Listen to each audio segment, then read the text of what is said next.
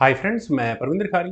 Friends, आज की हमारी गेम नीलेश शर्मा जी की वीडियो रिकमेंडेशन है। लेकिन जिस गेम के ऊपर उन्होंने मुझसे वीडियो बनाने के लिए कहा था वो ऑलरेडी मैं काफ़ी पहले यानी 4 या 5 साल पहले बना चुका हूँ। लेकिन गेम बहुत अच्छी है और स्पेशली फॉर दोज व्यूअर्स जिन्होंने अभी कुछ समय पहले ही ज्वाइन किया है तो शायद उन्हें ये गेम दोबारा देखनी चाहिए।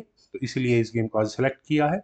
मिखाइल टाल वर्सेस कॉन्स्टेंटीन क्लेमन के बीच में ये गेम खेली गई थी। USSR championship Moscow 1957, round number 15। E4 के साथ जहां मिखाइल टाल ने शुरू किया, सिसिली रिप्लाई यहां कॉन्स्टेंटीन ने दिया।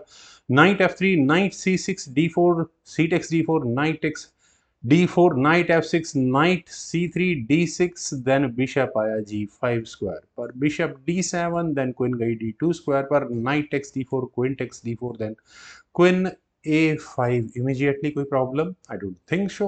Bishop takes F6, G takes F6।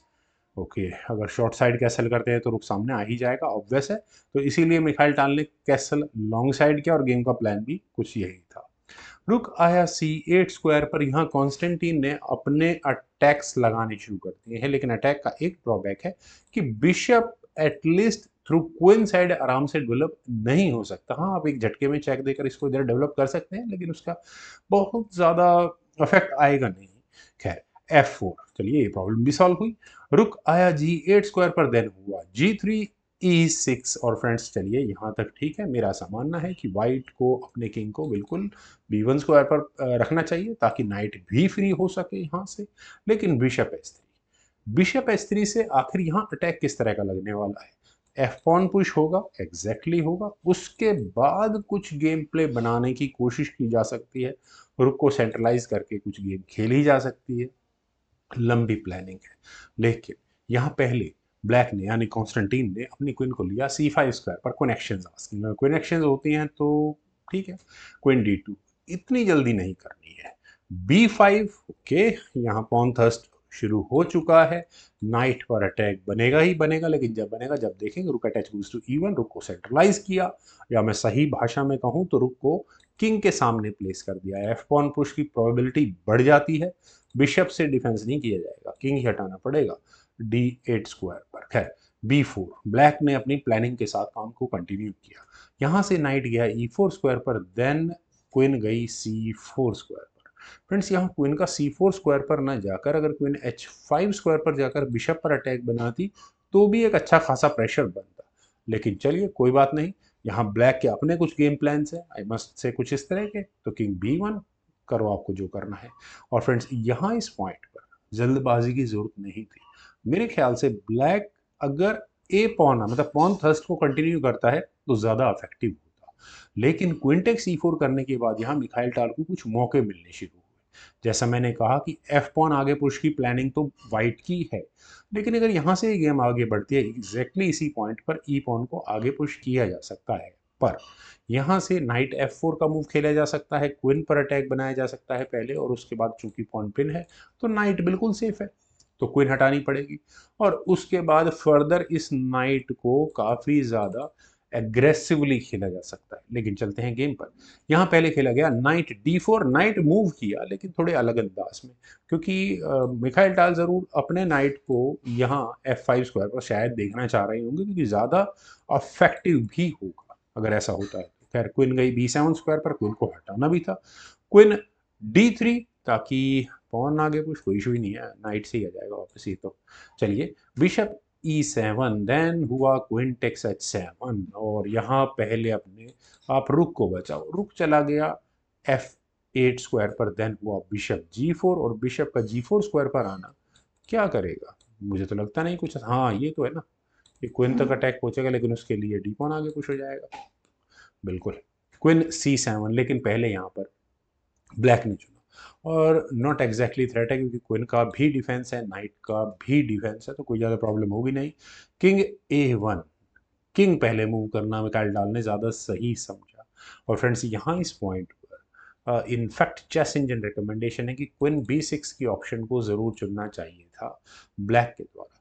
लेकिन यहाँ पहले कॉन्स्टेंटीन ने अपने F पॉन को आगे पुश किया, और वे सोच रहे होंगे कि बिशप पर अटैक बनेगा, पहले तो बिशप हटेंगे उसके बाद देखेंगे जो कुछ होना होगा। बिशप टेक्स F5, सेक्रीफाइस की उम्मीद उन्हें भी नहीं थी। क्यों किया गया अभी आपको नजर आ जाएगा। यहाँ बिशप पिन है, खैर एक्सेप्ट किया जाए या ना किया जाए, जानबूझकर किया गया मूव है तो थोड़ा संभल कर खेलते। तो B3 जैसा मूव, लेकिन उससे क्या फर्क पड़ता, नाइट टेक्स B3 हो जाता। फिर उसके बाद हाँ, ई टेक्स F5 कर सकते थे, लेकिन और अगर यहाँ से इस गेम को आगे बढ़ाएंगे, चूंकि अभी देखिए क्वीन की जो डिफेंस लाइन है वो भी यहाँ गायब हो चुकी है।